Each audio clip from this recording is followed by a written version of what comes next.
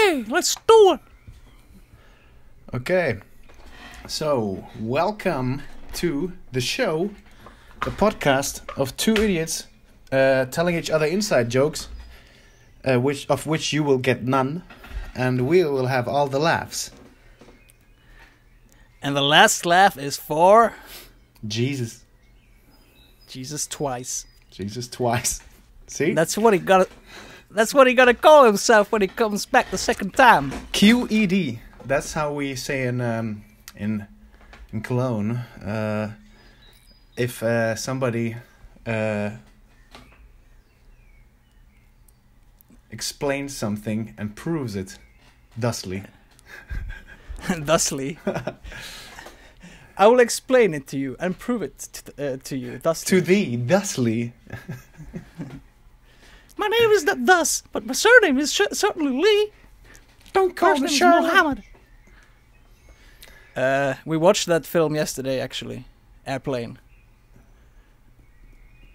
Airplane? Did you like it? Well, I knew it already, but Lisa didn't. Do you think Otto is the greatest actor of all time? Well, he can do a wink, that's for sure. Yeah, one hell of a wink. So, shall we start the podcast in the official way, which we shall Decideth.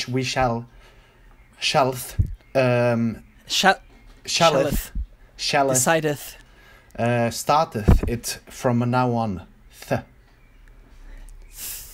1 1 2 2 1 1 2 2 3 3 4 4 5 5 1 2 3 4 5 1 2 3 4 5 1 2 3 4 5. Okay, let's do it. In the world, one desire, one opportunity, one love, one. I think that is all. For now, but stay tuned. Got him. Very well. Ladies and gentlemen, we got him. Woo! By the by, I am having a beverage right now. Or as they say in French, beverage. Beverage. But this is, at last, this is not for the French. This is for the English-speaking population. I as well. So I want to point out. Oh, Homer, I am so happy. I as well. Are you happy too, Jeeves? Oh, James? I don't know what he was called. Yes, quite happy. Quite, yeah. Yes. They were all happy. I am having a drink. My drink of choice today is Schäferhofer, or as some of you may call it, Schöferhofer, or Schafferhofer, or Schoffer, if you're Scottish. Scuffer. Schafferhofer. From Texas. Where they don't pay no taxes. No, sir, they hate taxes and taxes. They sure do. I have a, as they call it in Sweden, gaffel, or as they call it in Germany, gable. Interesting. It is a local beverage of our current home city, Cologne, Germany. We are not, in fact, from Cologne. We are, by birth, from Finland, from a little town called Jacob City. In I think no language you call it Jacob City. It's actually called Jakobstad, or Pietarsaari. Pietarsaari. You know? Do you know the pro skater Arto Saari? Arto, wake up, Arto. Yeah. Let's go skate. He's actually called Arto Saari, and Saari is also the last word of our home city, or actual home city. Jakobstad, Pietarsaari. It has two names because it is populated by Swedish Finns and Finnish Finns. Exactly. And Jakob is the founder of the city. Well, I don't know who Jakob this Peter guy is. Gardier. Gardier. It sounds French, but it was kind of Russian. I don't know. I thought it was Swedish. Oh, okay. Okay. This is getting more interesting by the hour. And since we haven't finished the first R yet, it hasn't gotten funny yet. But when that 1 hour kicks in, you will be laughing your ass off. Sadly, this podcast is going to be like 45 minutes, so better luck next time. Joey Damson! Yeah. You want to try it again, Alex? Yeah.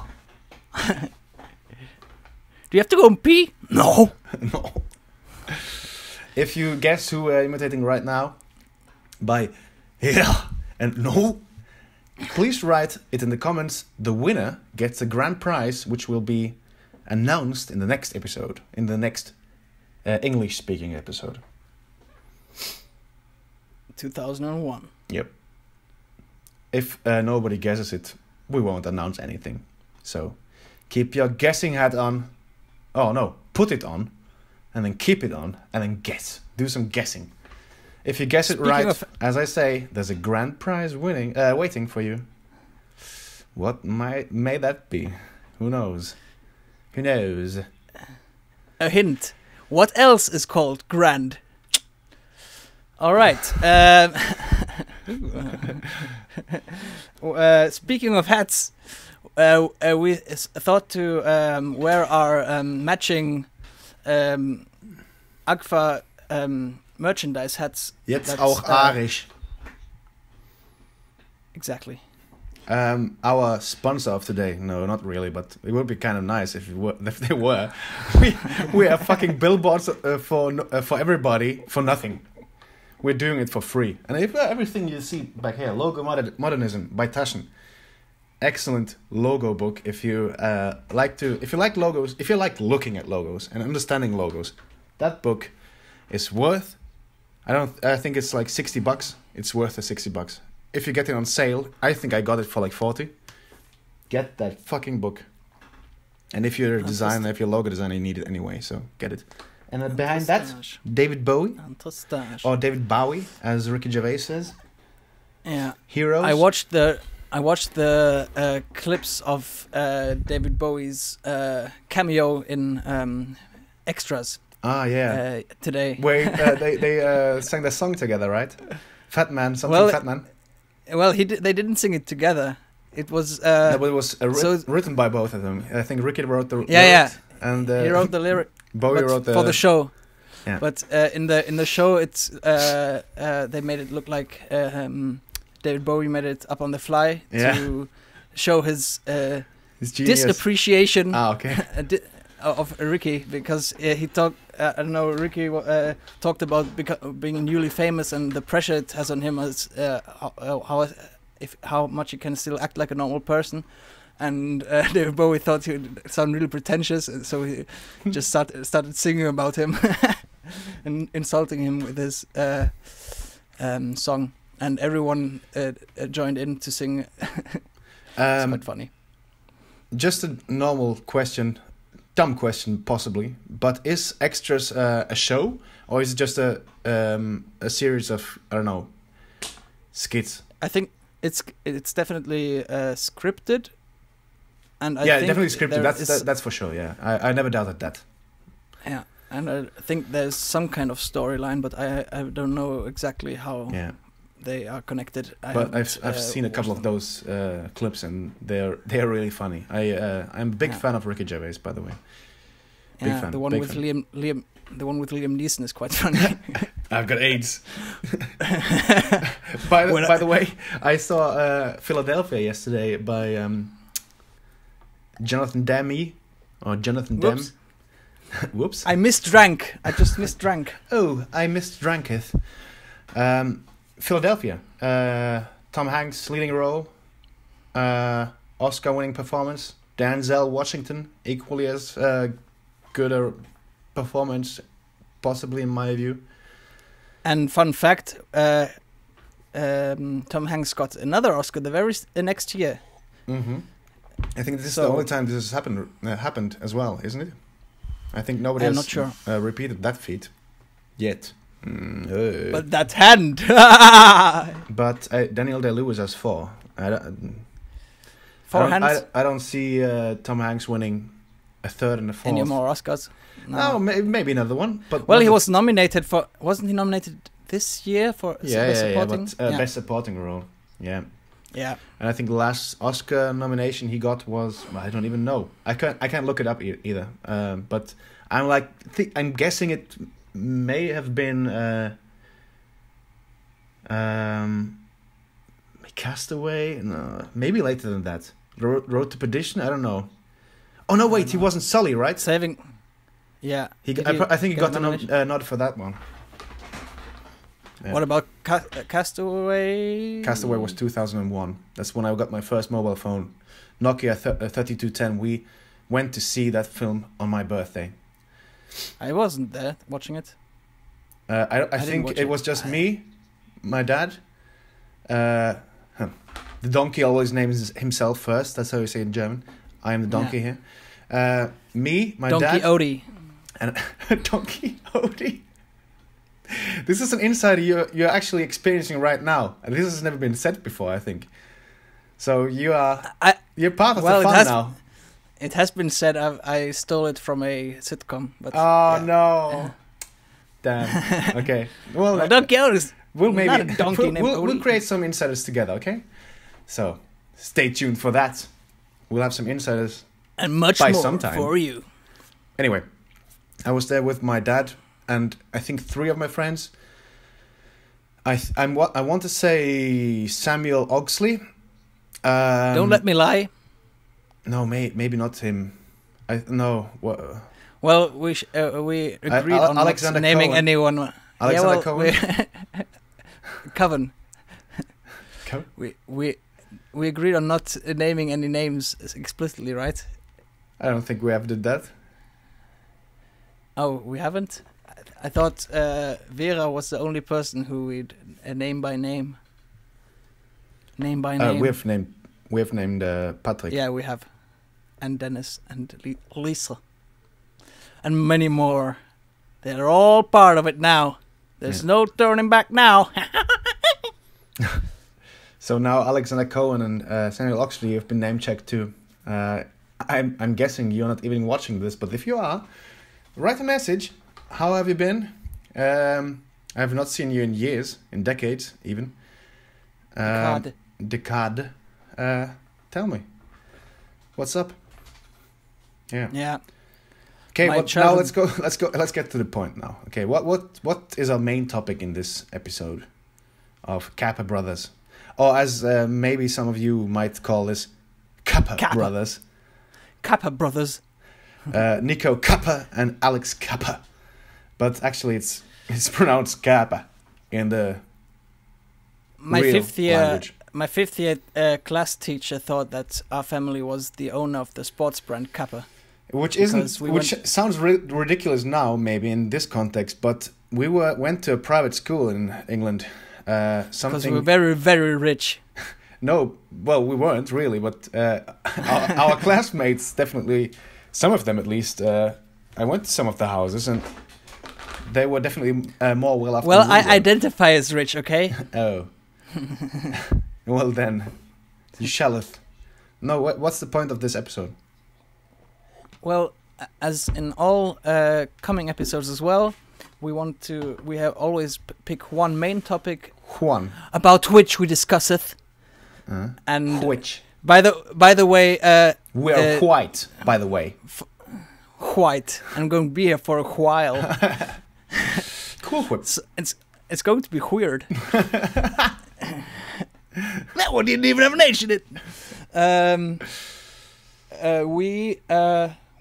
Where was I?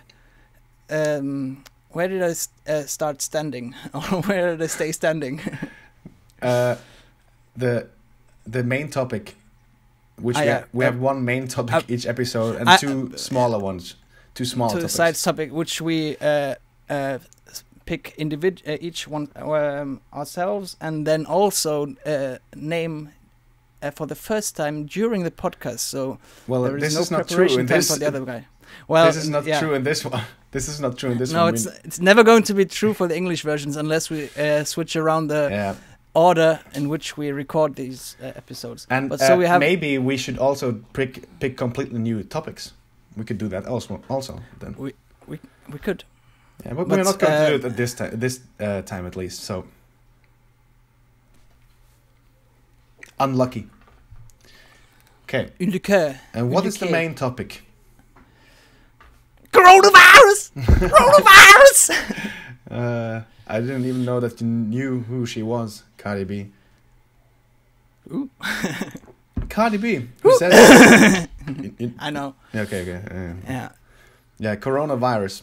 How has it affected us? And Alex, maybe you want to start this one. We have the benefit of having a bit of a time progression in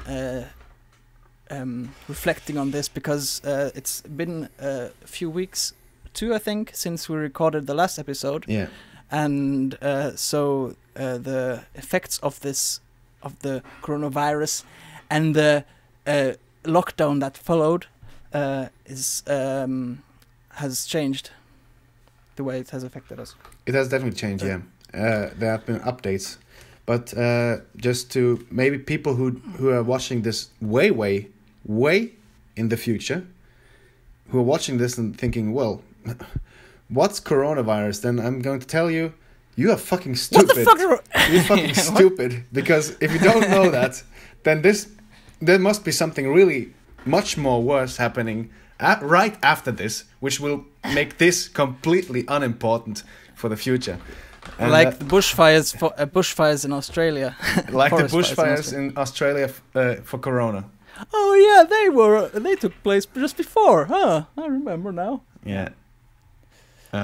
Well, coronavirus is a international holiday, international holiday pandemic which has struck the whole complete globe. Small nerd interjection.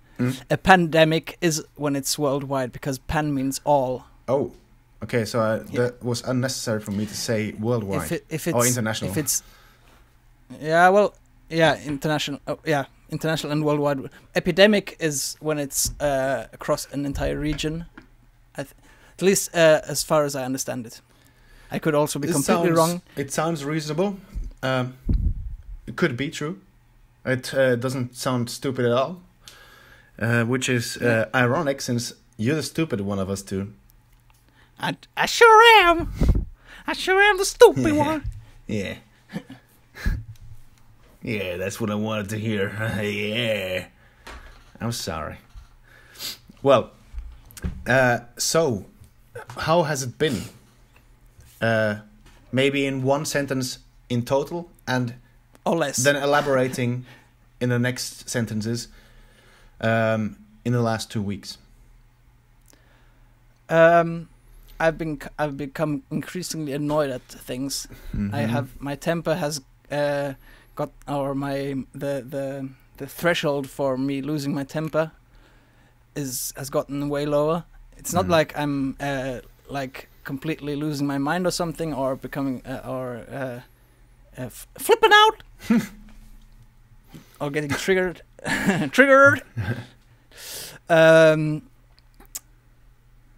It's just that a lot more things just annoy me. But why do you think that is?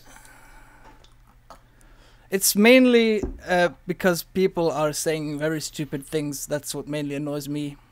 And you have time to or look maybe at that's the stupid things, or listen to them. Yeah, that's maybe true. Yeah, that's maybe true. Although I do spend a lot of my free time anyway, just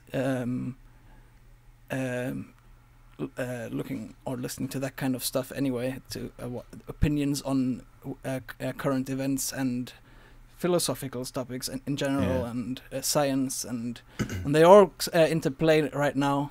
It's kind of the perfect case study for all of these things now. That's actually kind of true. Yeah, interesting, definitely. Yeah. And so you hear from many different venues, different in detail, but same in general, kind of bullshit thrown around increasingly about different kinds of conspiracies. Weird reliance on intuition, like, we didn't see it hasn't been this bad, so all these measures were completely unnecessary. It's like, it's kind of of course, it's a success that it hasn't been this bad. It's not a sign of the thing not having worked. It's exactly. Nothing happening is exactly what we wanted to. Yeah. Yes, exactly. Yeah. It's funny when you put it like that. It sounds so stupid. Yeah. And all kinds of conspiracies, as I said, about where it originated, why it exists, and whether it exists. Beatles. And I got one from. Shout out to Nottingham. Nottingham. Nothing. No particular affiliation other than Lisa. Spent there a few months on a what do you call practicum in English at the University of Nottingham. Practice? No, not practice is wrong. Apprenticeship? Yes, maybe apprenticeship kind of thing. It's not really that, but yeah. Well, I guess apprenticeships have many different forms. Yeah, but it always sounds like internship or something like that. Internship is also not the right kind. An apprenticeship is, whatever it is called. So, but there are also other things that I've kind of forgotten or realized that they're not that bad. Maybe it's also because they seem petty on the scales of other problems we have having right now. Yeah. And I wonder to what extent I'm still going to not think that these things are that bad anymore after this whole thing is over. That's an interesting question. Interesting thought, at least. There's an analogy from my life that I want to. I don't know if it's that good of an analogy, but it kind of fits into that thought, at least. I went tramping in 2015, and it was maybe for 2 weeks, not even 2 weeks, and we were tramping across Germany. We wanted to go from Cologne to Stuttgart to Trier to Weimar, and then to Halle, maybe München, and then to Berlin, and then to Hamburg, and then to Kiel, and then back to Cologne. That's what we wanted to do. And it started completely different. Well, we started in Amsterdam, which is not even in Germany at all. And it took us like 7 days to get to Germany. And then the first couple of, maybe not 7 days, 6, 5, I don't know, almost a week. And the first couple of days in Germany, we were around Cologne. We wanted to get to Trier, it didn't work out. So we kind of had to go to Halle straight away, which was like originally the fourth spot. Did you go to Handel's birthhouse? I don't know. Could be. It's a long time ago. It's kind of a long time ago, and the whole trip was kind of a blur. But one thing I remember, though. Not an oasis. No.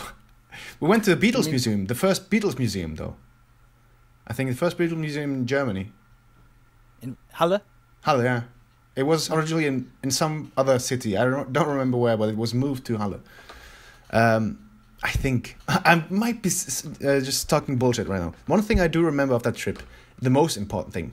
Well, I remember many things, but the most important thing I remember was feeling really humbled about, tramping in general. I thought it would be much easier. It's kind of complicated, at least the way we did it. And it's not...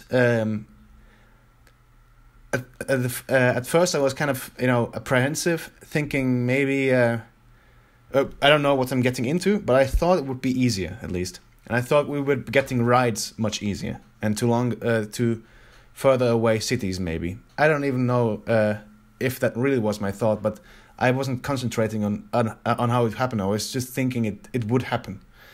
And anyway, some days we were standing at the same spot for like 7 hours, having to stay another night in the same fucking shitty tent, a 2-people tent with 3 people and our fucking luggage, and in the fucking forest on a hill, and it started to rain in the middle of the night, and the rain poured into the tent, and we were like sleeping in the fucking rain. That's what it was, and the people who actually took us with them, I felt so fucking grateful for them. They were like heroes to me, and some people even gave us gifts, like water or something to drink in general. We were at a Formula 1 track or something like that, in some kind of racetrack. Nürburgring.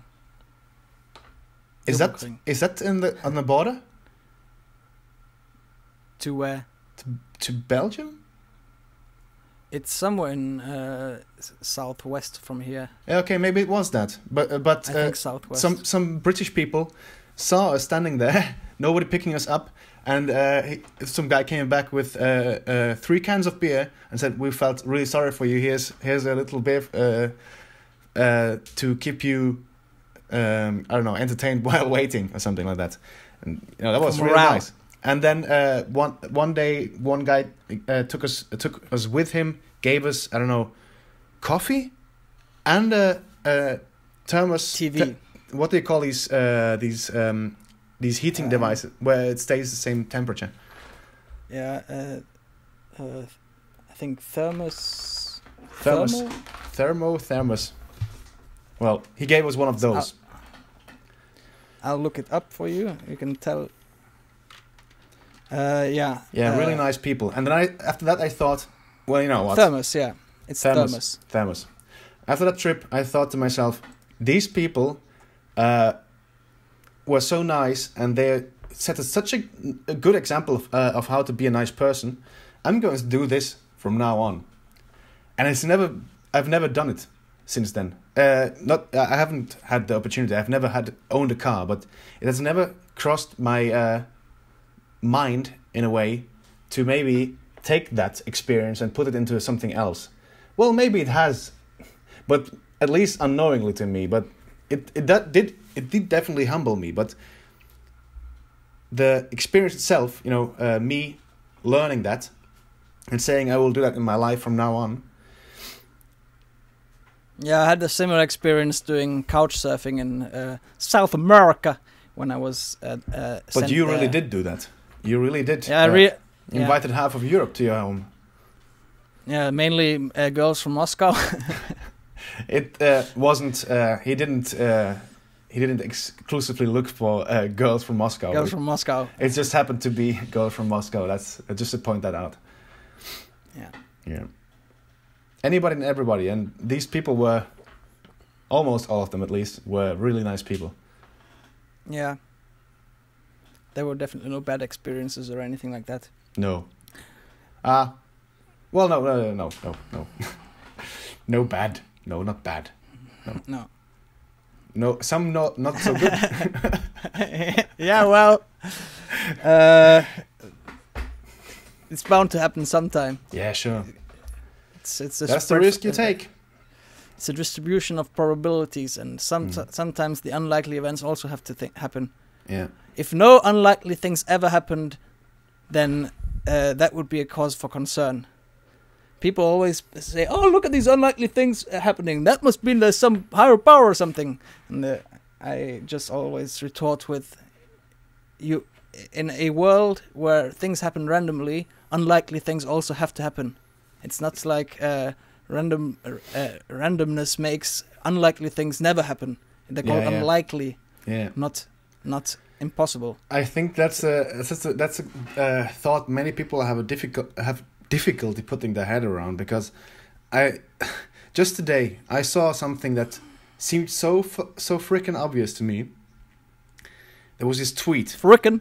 I saw this YouTube mathematician, which saying it in English makes it sound like a magician, but I saw this YouTube mathematician. Mathematician. Maybe you've heard of him. He wrote a book called.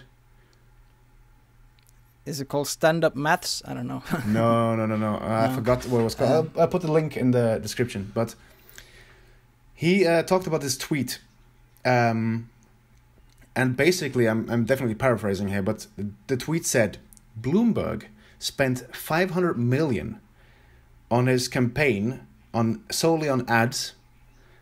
There are 327 million people living in the USA. Yeah. So he could have just given every single American $1 million, and still had spare money. Yeah. What the fuck are you really that? And CNBC or something. CNBC like that took it up. Yeah. Took it up. I looked at it and said, "Is this really a thing? People have difficulty understanding because it just seems so stupid to me." And I tried to understand what the error is that they made, and they obviously thought they could just subtract 1 million, 300 million from 500 million. Yeah. And that would somehow be 1 million per person, but that would be $1 per person if you subtracted the. They forgot to divide, not the YouTube mathematician. I will. Again, I will put the link in the description. He said, I think that was the guy.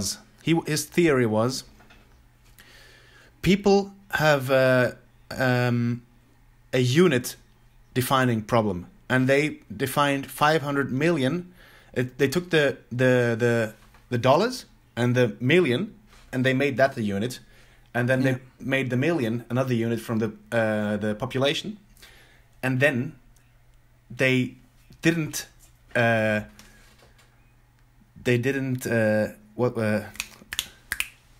divide. They subtracted. Yeah. And I don't get how you can't understand when to not subtract but to divide if you want to have a certain result. That's the thing I don't understand. But he explained it by them being confused by the unit. I don't know if that's the reason. Maybe it's I think I maybe I understood it wrong, but that's what I got from the It was video. a bit convoluted, the explanation. I remember. But it does basically just boil down to that. That's why they subtracted and didn't divide. Yeah. And that was very weird to me that people. Yeah, and it spread so far. That's a weird thing. It spread so fucking. Some people.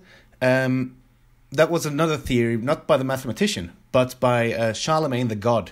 He's a host of a radio show called The Breakfast Club, and he awarded the anchor of the show, the MSNBC guy, Donkey of the Week or Day or whatever. And what? Odie? Donkey Odie, yeah. And he said, people automatically believe you when you have a blue arrow next to your Twitter name. Then they think, okay, I don't have to fact check this anymore. I just believe this. Yeah. Yeah. And I think that sounds kind of reasonable as well. Yeah, I think this also then more fundamentally has to do with people kind of thinking that you can have opinions about facts.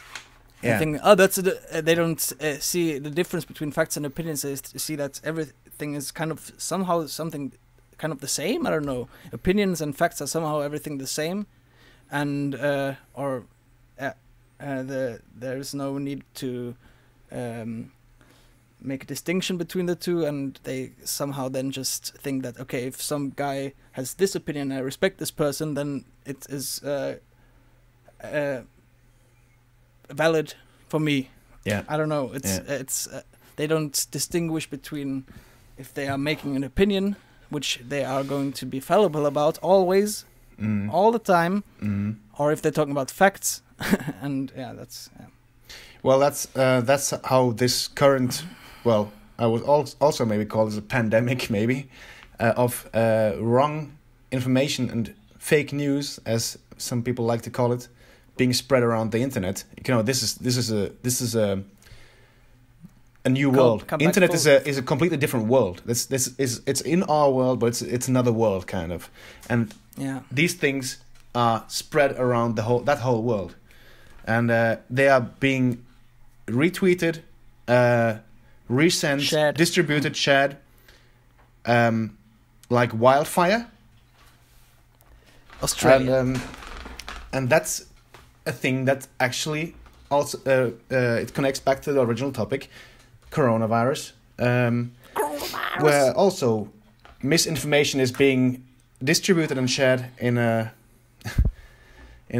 stupidly fast fashion, and skepticism is completely on the wrong. I have learned for myself that I am going to be more strict again about people making shitty arguments. How do you mean that? If like when they obviously make logically fallacious statements, like the statements, it's not even logically valid what they're saying. They're somehow something doesn't follow, or they make like judge from the fact that many people believe it, that it's true, or that it's tradition, therefore it's true, or something like that. I'm going to be, even to people around me, I have found that it's this being nice to people as long as who are your friends is I never really believed in any way, because I always found that if you really respect someone, then you should also want them to not believe in stupid things. Well, at least tell him your honest opinion, because that's what a friend should also expect. You know, but that's I have always gotten the idea that current zeitgeist is kind of that you should be careful not to hurt people's feelings. Yeah. And I agree. It's not that I'm going to try to hurt people's feelings, but I mean, I probably am going to have to work on tactfulness, but I'm definitely not going to stop saying to refrain from saying anything anymore. Good. I think more people should do that, and it's a model of life many people should adapt into their life. I think, because we should be more honest with each other. We would be a much more evolved people, I think, if we were. Many myths which just exist because of politeness, basically. Best example: men not understanding women and women not understanding men. That could be that's a thing that may never ever change. Well, I do think that in feminist rhetoric they always talk about listening to each other's perspectives more. I think that's a very good first step, but it has to be everywhere, across the board, to ensure that there's any kind of understanding. Currently, it's kind of unless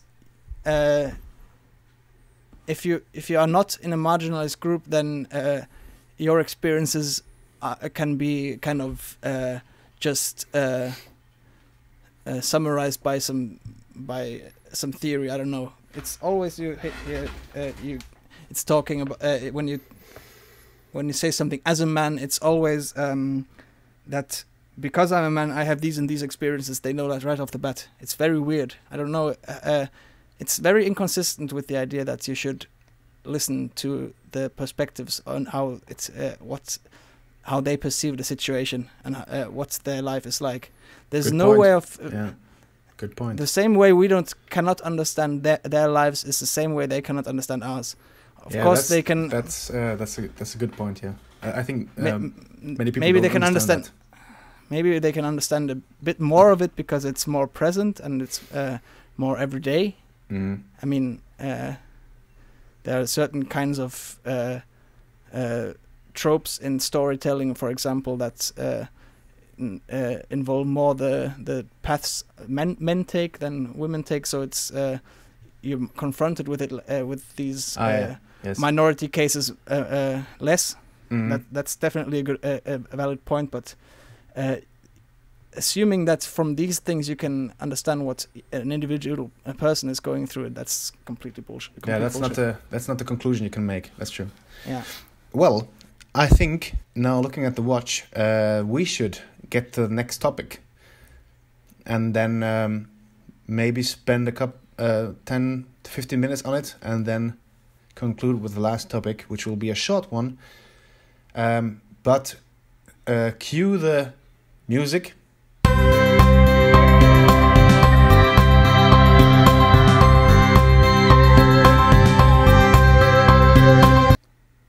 There we go. Alex, you can start. Such a great song. Such a great song. Alex composed that song. And he also composed the song you heard in the beginning. With the help of certain software by... This guy. This guy. This guy. This guy. This guy. Both of us. Both of us. Kääpä brothers. Here for you every day. He made it with an iPad.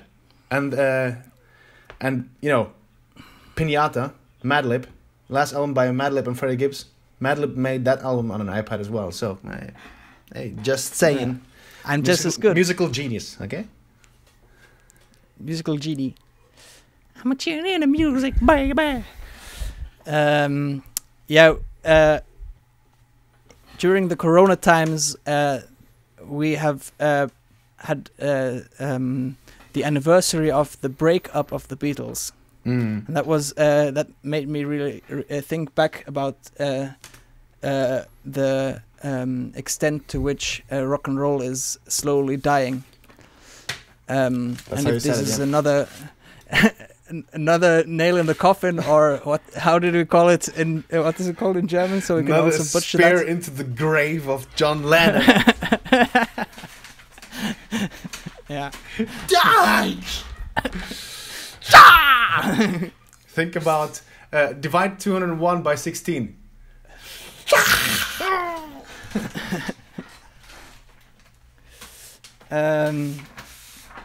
Yeah, that's what happens. I have the urge to ram a spear through John Lennon's grave. Yeah. And but also I realized. Did you say what the event was? The breakup of the Beatles. Okay, but also the Let It Be album was released, right? That's also basically in the same time span. Let It Be was released after they had broken up. Okay, yeah. It was released later in 1970, I think.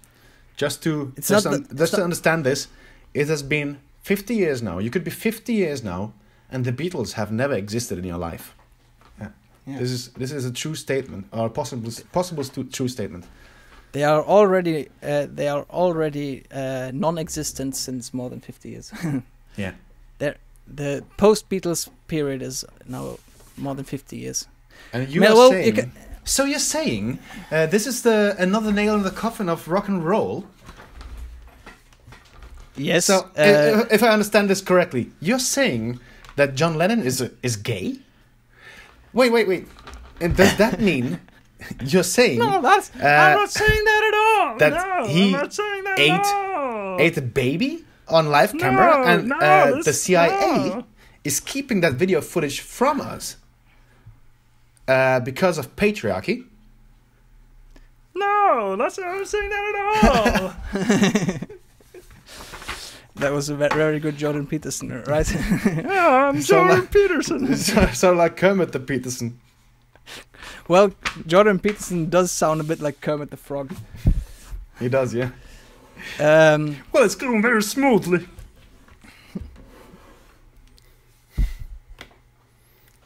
You've been talking for 5 minutes. What's that got to do? I think that was. Where's that from? I misquoted that. It was this scene from Family Guy. Kermit the Frog and 3 other people who sounded just like Kermit the Frog. Some famous people in the USA at that time, and they all sounded the same. And now we're back to a talk with Kermit the Frog. Blah blah blah blah blah blah blah. And then this one guy starts talking, and then Kermit the Frog says something, And then the guy interrupts him. Wait a minute, you've been talking for 5 minutes. I have not said anything at all yet. Well, who's been talking the whole time? Genius. We'll put the link in the description. Okay. Okay. What also occurred to me that I remember back in 2007 the Stern magazine in Germany released a special issue with it being the 50th anniversary since the Beatles began. So since John and Paul met. That was 1957. So 2007. Okay. And I bought that magazine. I still have it somewhere here, I think. I don't know where exactly. Not anywhere close. Or is it? I bought a similar magazine, I think. Well, not in 2007, but in 2009. What kind of anniversary was that? 50 years of the Beatles? It was a complete magazine. I think it was by the Rolling Stone, though. 100 best tracks or something like that. And 2009, are you sure it's 2009? Yeah, I think it was released with Beatles Rock Band. That might be the reason. It's weird because... That was a big thing. Maybe... Well, George joined already, I think, in 58 as well. Or earlier, and then they went to Hamburg. I don't know exactly. Well, it should have been 2010 because that's when the Beatles were made. Beatles. The name Beatles is the band Beatles is from 1960 to 1970. Yeah. Quarryman was the first name, and then Johnny and the Moondogs. Johnny and the Moondogs. Silver Beatles also. Yeah. Right. Yeah. And Alex, I would like to do a little challenge with you. Name all the Beatles records from front to back, from first to last. Albums. Yeah. Please. Yeah. With the Beatles. Yeah. A Hard Day's Night. For sale? No, for sale. Beatles for sale. Hard Day's Night first. No, Beatles for sale first. No. Yeah, I'm very sure. Third album. I'm sure. I'm sure. Well, we have the interwebs. Yeah. Hard Day's Night. You will be really looking stupid in a couple of seconds. What did we always say? You will be surprised when you see that I'm right. So, in chronology, it says with the Beatles, then A Hard Day's Night, and then Beatles for Sale, as I said. What? Where are you checking this out? Wikipedia. What? When was Beatles for Sale released, and when was Hard Day's Night released? Hard Day's Night was released in 1964, and Beatles for Sale was also released in 1964. Yeah, but which dates? 10th of July, Not 1964. So smart after all. What? Say it again. 10th of July and 4th Which of one? December. Which one? Hard Day's Night was on the 10th of July, and Beatles for Sale was on the 4th of December. This is absolutely fucking weird to me, because in Richie Music it's the exactly other way around, and they have them chronologically sorted. So I don't know. I've got, maybe it's the UK and US release date difference or something. The early albums weren't the same in the US and the UK. They had maybe there was a US release. Maybe in the US they also had weird names like Beatles. I forget. Which one was the one with the dead babies? Oh, I forget. It was between Rubber Soul and Revolver. Beatles. Yeah. Well, we can go on with the albums if you like. Yeah, let's do that. Okay. Help. Hard Day's Night, Beatles for Sale, Help, yeah. Rubber Soul, Revolver, Sergeant. Yes. Magical. White. Yellow. Abbey. No, and wait. Let It. Oh yeah, you're right. Abbey and Let It. So the North American releases were Beatlemania with the Beatles, introducing the Beatles, Meet the Beatles with Don Sheridan and guests. Meet the Beatles? Twist and Shout. Okay, Meet the Beatles is nothing, it's not the same thing as With the Beatles, right? No, Meet the Beatles is, it has the same cover, so it's kind of like With the Beatles, I would say. Yeah. And then Beatles with Tony Sheridan and guests, Twist and Shout, Beatles' second album. Beatles' Long Tall Sally, A Hard Day's Night, Something New. Here, the Beatles Tell All. It's an interview album. Ain't She Sweet? The Beatles versus the Four Seasons. Songs, pictures, and stories of the fabulous Beatles. The Beatles Story. Beatles 65. Early Beatles. Beatles 6. Help. Rubber Soul. Yesterday and Today. I think that's a Yeah, baby. that's the one. Yeah. That's the one. Yesterday and Today. Yeah. It's between Rubber Soul and Revolver. Yeah. Yeah. And the albums that followed were exactly in the same order. No, they also have another release called Hey Jude. So really? they were, but that was an EP problem. non-album singles and B-sides, released after Abbey Road in America, and then in North America. Then they also had In the Beginning. I don't know what that is. That's a German album by Tony Sheridan and the Beatles called, I don't know. Well, and then Let It Be was the final album. Yeah. Okay. Now, Alex, let's rank them. You rank your favorite albums from bottom to top, and I'll do the same. Shall I name them right now? Yeah. Well, I would definitely put Yellow Submarine on the last place.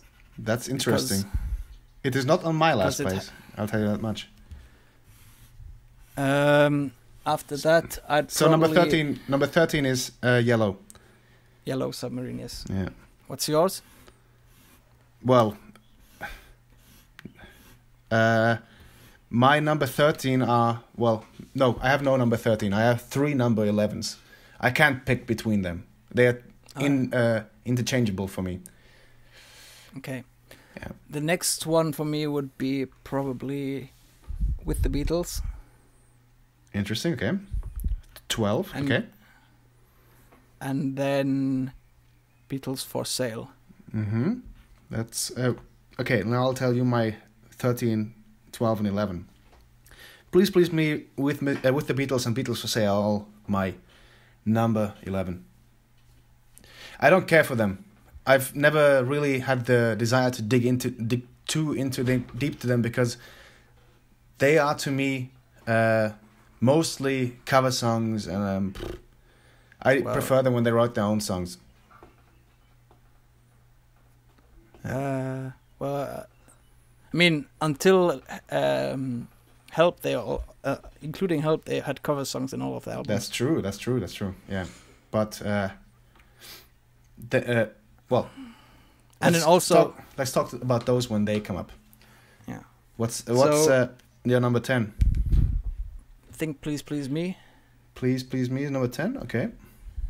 Yours is Yellow Submarine. Yeah. So we've got those 4 covered now. Covered. Yeah. Covered.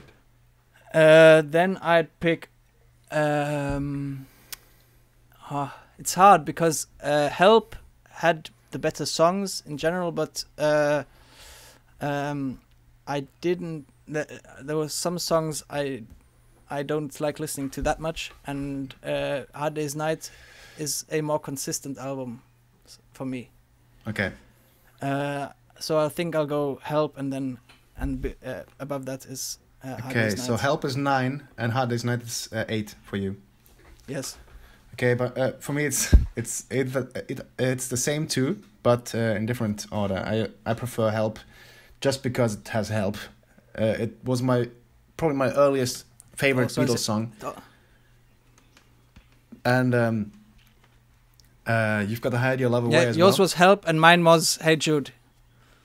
Was it? Yours was Help and mine was Hey better. Jude. Yours was better. Help is still great, but yours was better. Yeah. Help was kind of, at least it's often described as one of the turning point songs that they wrote about something else than love. Yeah. But Hard Day's Night kind of as well, right? Yeah, well, they wrote about love. No. Yeah. It's about getting back to your Help woman. is kind of about love in a different kind of sense. Well, I don't know. It could also be about being torn by life or depleted from life. No, but he says, I do appreciate you being around. Yeah. It could also just be a friend or something, I think. Yeah, that's love. That's love. Yeah, okay, but they talked... Different kind of love, that's what I meant. Yeah, but... Yeah, well... They never changed their topic, really, because they basically always sang about love. Okay, I see what you mean now. Okay, good. Yeah, Rain is also about love. That's true. And Tomorrow Never Knows is about love as well. I love that song by the Oasis. By the Oasis. Tomorrow Never Knows. The Blur. The Blur and the Oasis. Oasis. The Rolling Oasis. Okay, which one is your number 7? 7! 7!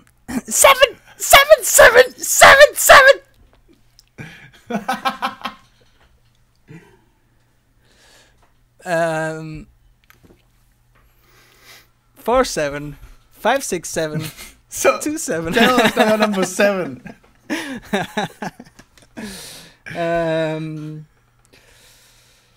I think it's... Damn, son, you're taking a long ass time over there, boy. Probably Let It Be. That's my number 7 as well. Which one is your number 6?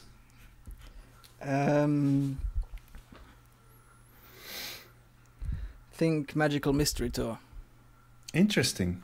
Okay, mine is Sgt. Pepper's actually. Because of the 2 psychedelic albums, I prefer Magical Mystery Tour. Although it's not even really an album as such.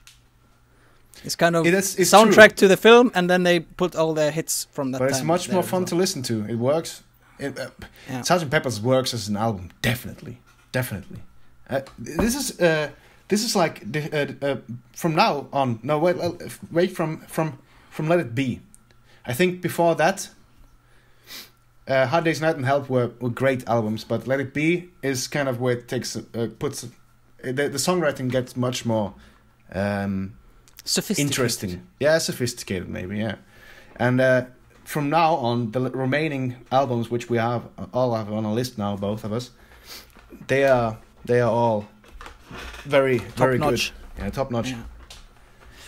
Yeah. My next choice would be Sgt. Pepper then. So. Okay, that's your number 5 then. Yes. My number 5 is Revolver. And Revolver is like a 9, maybe even 9.5 out of 10 for me. It has I'm Only Sleeping, and it has Tomorrow Never Knows, definitely of my favorite Beatles songs ever. Those 2 songs are 2 of the excellent. best John Lennon songs, definitely. Yeah. I mean, it's hard to pick the best John Lennon songs. Well, he's got Strawberry Fields, and I like that Indian song by George Harrison as well, better than on the follow-up, you know? Yeah, me too. It's a very respectful thing to call it the Indian song. The Indian song by George Harrison on that album.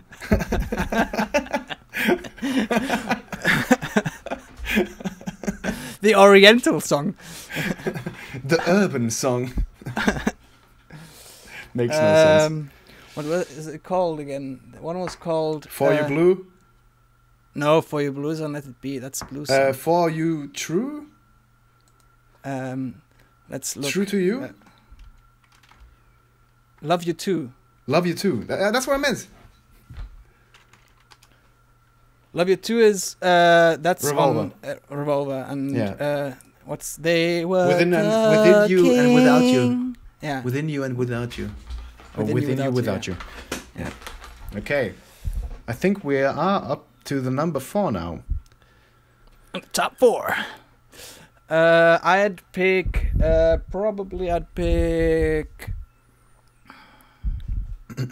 White Album or the Beatles. Oh, that's number 4 for you. Okay. Yeah. Interesting. It's wrong. No, just kidding. Number 4 for me is Magical Mystery Tour. It's magical. I think the amount of greatness track-wise on that song is above any other of the other albums. You know, it doesn't work as well as an album, but I have to take that into account. Strawberry Fields, Hello Goodbye, I'm the Walrus, Penny Lane, All You Need Is Love, Fool on the Hill. Fool on the Hill, everything is in that album. They have and the other lesser songs. I don't think they're bad. I think they're fun songs. I'm glad they're in my life. That's how much I like them. It's just a nice collection of tracks. It's an extremely nice collection of tracks. Yeah. I like to listen to that much more than. But it sounds a bit too like a compilation album. It does, yeah. But you know, somehow compilation-wise, Beatles do sound pretty good if it's the right, if it's a close enough look. For example, Past Masters is just 65 to 70. It's perfect. That's a 5 out of 5 album for me. If that were here as well, that would be in my top 3. Past Masters. Is it 65 to 70? Isn't it 66 to 67 to 70? I think it's 64. I think it's Day Tripper. It starts with Day Tripper, right? Day Tripper, yeah. That's 65, I think. Ah. I don't. Okay. Maybe I'm wrong. And I think Rain is. Wait, is Rain 66 or 65? Wasn't Rain the B-side of Help? No. No. That's that's I'm Down of I'm Down, Paperback Writer of Paperback Writer. Paperback. That's 66. Yeah. Yeah. Okay. Well. Yeah. Well. Yeah. Past Masters 2 is excellent. That's all I wanted to say. What's your number 3? Probably Revolver. Oh, I think you and I may have the same number 1 and 2. My number 3 is White Album. I've had it maybe even out of my top 5 for years, but since the release of let's be real fans and call it the Beatles. The Beatles. Because we're the proper fans. Yeah, well, I prefer calling it the White Album actually, but what? I'm sorry. When the remaster came out in 1968, it opened my eyes a little bit. Listening to the album again and listening to all the bonus stuff, I listened to all of it. It was just really magical for me. And normally I don't listen to that kind of stuff. It really interest me. That interested me a lot. Listening to a different version of Helter Skelter, for example, and different versions of or how some songs progressed. Really interesting Did you notice in the re-release of Sgt. Pepper that they pitched "She's Leaving Home" to a higher pitch, and also it was a bit faster pace? No. Yeah. Okay. So it's a shorter track. It's a shorter track then. Kind of, yeah. Huh. What is your number 2?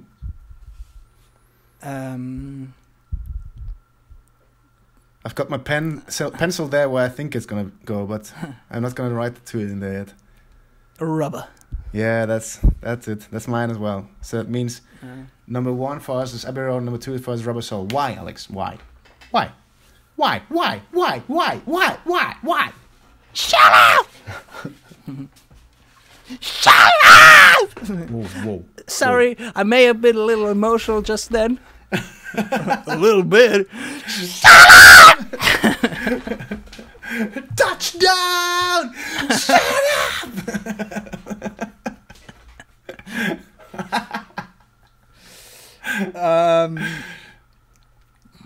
Where were we? Why I prefer Abbey Road? Well, Abbey Road is an album that I think you like it more if you're a big fan of the Beatles, because it's kind of their farewell album in a way. It was the last recorded album, and it has this kind of epic character to it that you appreciate more when you see it in the catalog and in the chronological order, or in the context that it is. But it also has many of the greatest tracks of the Beatles, period. Like Something, Here Comes the Sun, Come Together. Oh Darling, Octopus's Garden. You Never Give Me Money. Yeah. Because. Yeah. I Want You, She's So Heavy. That's Dennis's favorite Beatles track, apparently. It's one of the top 5 moments, maybe for me as well. Maybe not. Yeah, well, that's an impossible feat to put in the top 5, but it could be. It could very well be on any given on the right under the right circumstances. Where very well could be in the top 5. I Want You, She's So Heavy. So, I want to. Do you have anything else to say about that album? Nah. I think. Well, yeah. Well, I have lots to say. Yeah. And if you want to hear something about it, then listen to our first ever episode. That's true. Our first but ever episode. You'll have to be able to speak German to understand what we're talking about. But this is the amount of time it took for the Beatles to release Abbey Road and Let It Be and disband. That's kind of interesting, right? Yeah. From our first episode to now. Yeah. Well, no, to the last, actually. Yeah. Not even a year. Yeah. Not even close. Not even close. So they were proper breaking up then. They were proper breaking up. The Abbey Road has probably my favorite A-side of any of the albums, and the B-side is excellent as well. It has the medley, or many other people call the long one. The long one, some people call it. I've never ever called it that, but apparently some people do. And the way it starts, I think it actually starts with because that's a good groove into it, I think. Yeah. Sun King. It starts. The B-side starts with Here Comes the Sun. No. It ends well, with... yeah, but the medley doesn't start with. Yeah, okay. You mean the long one? Yeah. Yeah. Well, that would be all tracks, but Here Comes the Sun. I mean, Here Comes the Sun would have been would have fit on the other one, on the other side. Because and then Sun King. That's a. Because and Sun King. Isn't it Because and then Sun King? No, Because and then You Never Give Me Money. Oh yeah, you're right. You Never Give Me Money. But it does set the mood for You Never Give Me Money, but still, kind of. Yeah. Yeah.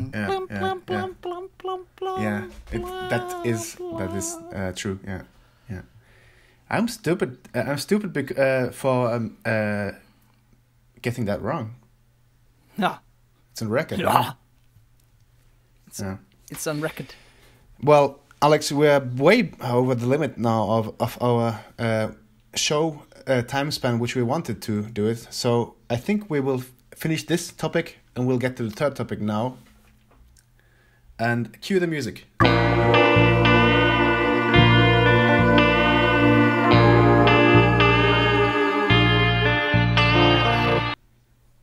There we go. There we go. That was the song. It's a nice song. I always love hearing that one.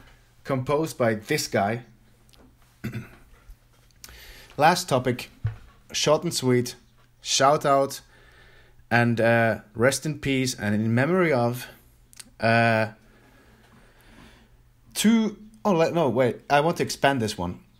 3 legends who died during the last couple of months. Yeah. And these guys are Florian Schneider of Kraftwerk. Power Kraftwerk plant. fame. Musical pioneer. There is no. Maybe Ralf Hütter. Ralf Hütter and Florian Schneider, masterminds of their genre, pioneers of the electronic genre. What's the other guy's name? Ralf Hütter. It sounded a lot like Adolf Hitler when you just said Ralf Hütter, not Adolf Hitler. This will be taken down. This video will be taken down thanks to that. Thank you, Alex. Bravo. Really? No, just kidding. No, it will be demonetized if it turns up. If it the were first 30 monetized, seconds yeah. But only if it was, I think, in the first 30 seconds or something. Okay, then we're in the clear. The second guy, Alex. We have to stop telling jokes. Don't worry, this is a funny one, a funny hour, funny. We passed the 1 hour period. Yeah. Should I say who the next guy is? Oh, yeah, sure. Little Richard, rest in peace. The so-called architect of rock, one of the kings of rock, amongst other masterminds, pioneer of that genre as well. And the last one, who I wanted to shout out and pay my respects to, is somebody who we didn't mention the last one, but should be mentioned as well. Maybe, Alex, you can guess who it is. Bill Withers. Also, I'm legend. so smart. Legend, definitely. And I definitely love his songs, such as Lean on Me. I love that song. Somehow it's a part of my... Many great songs. Lean on Me is, interestingly enough, I think my favorite song. Ain't No Sunshine is the best song, but I think Lean on Me is some of my favorite one. But he also has like a nice feel-good song called Lovely Day or something like that. Lovely Day, where he holds that tone for like... the lovely day! And it goes on for like forever, and it never stops. He never stops singing. That's like in Ain't No Sunshine, when he says, I know, I know. Ain't no sunshine when she's gone. Ain't no sunshine. This needs to stop, Alex. This is a respectful section. Okay. Sorry, yeah. Shout out to those guys. Much thanks for your music. Your contribution. No, you will not hear this ever, but still. We are grateful paying our that respects. you have existed. We are paying our respects, and we love the stuff you did, and it will be remembered for generations to come. Yeah. We will show it to our kids one day, and to our grandkids. And if we live that long, maybe even to what our if our kids are great-grandkids. small? They can't be called grandkids. To our petite let's kids. not give away the grand prize. Whoop. I think that's all I wanted to touch upon. These guys were great, and much love to the families if any of them are watching this. Yeah, sure. Your relative was very influential in our lives. Yeah. Yeah, and that's always good to know about someone. And I think that's it. Alex, should we conclude this show by another 1 1 2 2 3 3 4 4 5 5 6 6? No 6 6. 1 2 3 4 5 1 2 3 4 5. Sure, why not? Let's do it. Thanks. For the patience and commitment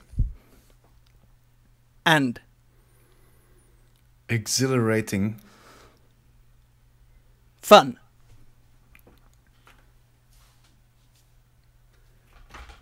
We are very grateful to announce the end of this show. Bye! Bye bye. Bye Felicia. Kissa.